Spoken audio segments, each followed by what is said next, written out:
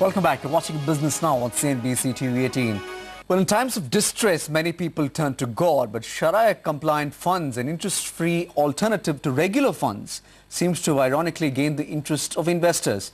But what's the secret recipe of their success? Avni Raja finds the answer.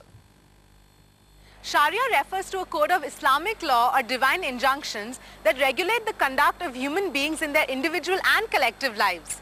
A Sharia-compliant fund follows the tenet of Islamic economic law and has certain restrictions.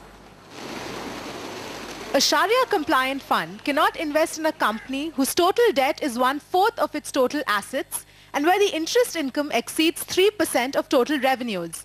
A Sharia-compliant fund also cannot invest in a company that provides financial services on interest, or in companies that make or sell liquor, pork, tobacco, or are involved in gambling and nightclub activities. There are a lot of customers who would want to invest based on their, I would say, personal belief. There are customers who would want to do socially responsible investments and for the sake of diversity. S&P has also launched two major indices in the Indian market, the S&P CNX 500 Sharia and the S&P CNX Nifty Sharia.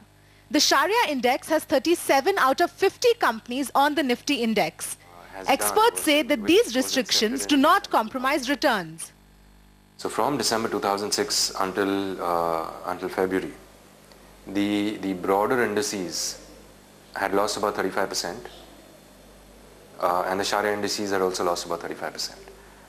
Now there might be bouts or brief periods of outperformance and underperformance, but more or less they move together. Mutual funds like Taurus and Benchmark, as well as insurance companies like Tata IG Life, are tapping into this segment. In fact, Taurus Ethical Fund has collected over 5 crores during the NFO period. That's not all. Reliance Money has also launched a Sharia-compliant portfolio management service. With the global size of this market estimated to be about $1 trillion, this segment is expected to grow at the rate of 10 to 15% annually.